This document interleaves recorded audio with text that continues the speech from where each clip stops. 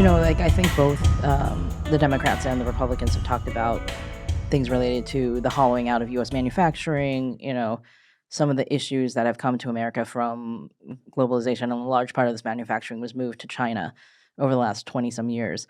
Um, is there that acknowledgement within like the U.S. Government's policymaking that if we are helping China's economy, we are also in some ways hurting the U.S. economy, or do they think that you can have both? You can strengthen U.S. manufacturing, which obviously the Biden administration, the Trump administration, all wanted to do and have put policies in place to do that, and Congress has passed bills to do that, while also still supporting the Chinese economy. Yeah. I think for a good period of time, say mid 90s to the early 2010s, the broad policy assumption was that our economic relationship was mutually beneficial, right? That China got benefits from this economic approach, and the United States received equal benefits from that. That began to change as the China shock materialized, right? So the China shock being the article written in the National Bureau of Economic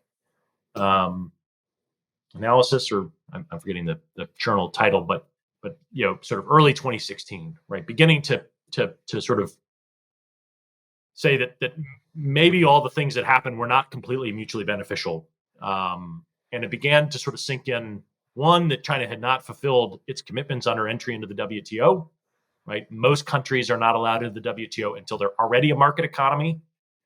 We gave Beijing a pass to come into the WTO and gain all the benefits of it, and then gave them 15 years to become a market economy, which they never did.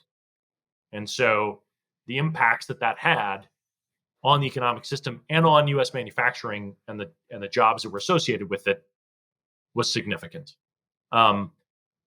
And it certainly had outsized impacts on localized communities. And of course, those are the same communities that are largely being impacted by fentanyl. And so all of those sorts of things add up. But that understanding that perhaps this isn't mutually beneficial probably did not really start to sink in until the early to mid 2010s. And now we've been in a new dynamic where there is deep debate over how harmful is it? Because of course some companies are still there and gain significant benefit, revenue benefit from being in China and manufacturing there. And then how do we weigh that against costs that are happening to others? Of course, that's a political, in our system, that's a political set of decisions, and that's still being battled over. I suspect that we've reached sort of the peak of excitement by U.S. businesses about China, and they're going to move in other directions, and then that will play out over time. That doesn't mean that I'm saying that we've reached a peak of the Chinese economy. I mean a peak of Americans being excited about China. I think we've sort of begun to move on, and we'll recalibrate our economy and our expectations of what the relationship is. I know you said that there is risk to like making large sudden shifts in policy. I just wonder if we're maybe about a decade behind in terms of like where we should be viewing what's happening geopolitically, policy wise, with what's happening on the ground.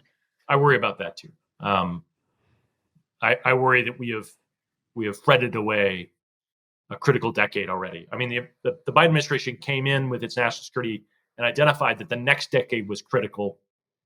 But I think the preceding decade was also critical.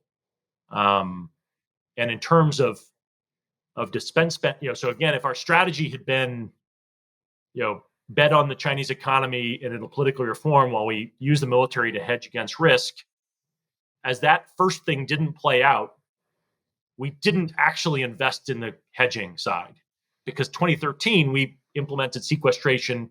And we've had a decade of continuing resolutions, which essentially destroyed the Department of Defense's ability to conduct modernization and to build out a future military.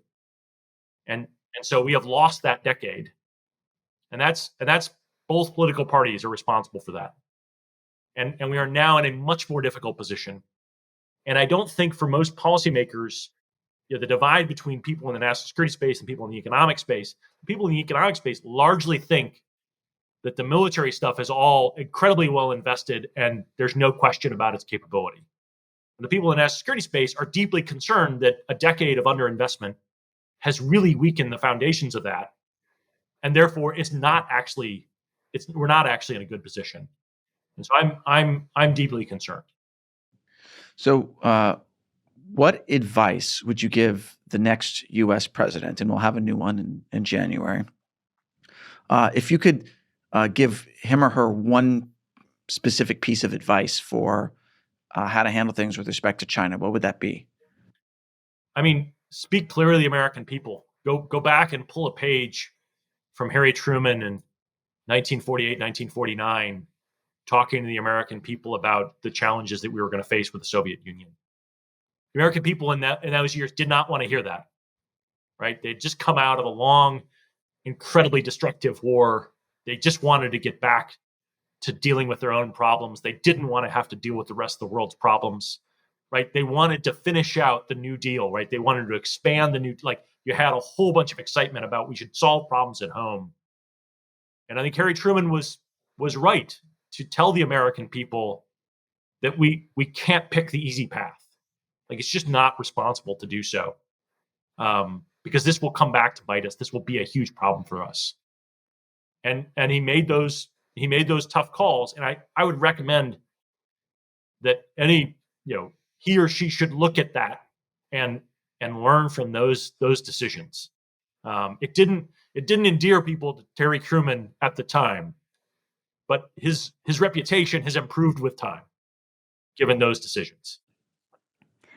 What about to, our general audience, like American people around the world who are concerned about China? They are not necessarily policymakers. Is there anything they can do? Well, I mean, they're going to have to.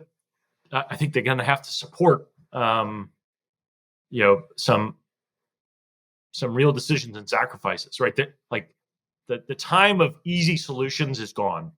Like, we don't have easy solutions anymore. We're going to have to make hard calls, and we're going to have to make some decisions about priorities. And that's tough. I know it is, but obviously your viewers understand these issues, and they need to be making, I think, reasonable arguments to their friends and families about, listen, the world is just not what it was a decade or two ago in the glow of the post-Cold War world. We're back into the same hostile and dangerous geopolitical rivalries, and those are going to be with us until we actually step up and do some things to fix it. It can't be done on the cheap. And I suppose I have one final piece of advice to add to people watching this, which is to read your Substack, which has countless fantastic articles about what's happening with China. And we're going to put a link below. But you want to tell us a bit about what you do on Substack? Yeah, for about the last 5 years, I've been publishing a weekly newsletter that pulls together reporting on China from around the world. I add some commentary in myself, but I think that it's absolutely necessary for folks to see what media outlets from around the world are saying about what the Chinese are doing. I've been, my eyes have been opened over the last 5 years of doing this to see just how great the level of journalism and professionalism by folks that report on China day in, day out, who are, don't flinch away from the challenges that they see. I've been really quite heartened by that. And I'm, my hat's off to the community of journalists out there that are doing this hard work. And I just want to highlight their work, as well as think tankers from think tanks around the world that write reports. The content that is generated around China policy, I think is top notch, and people should be aware of it.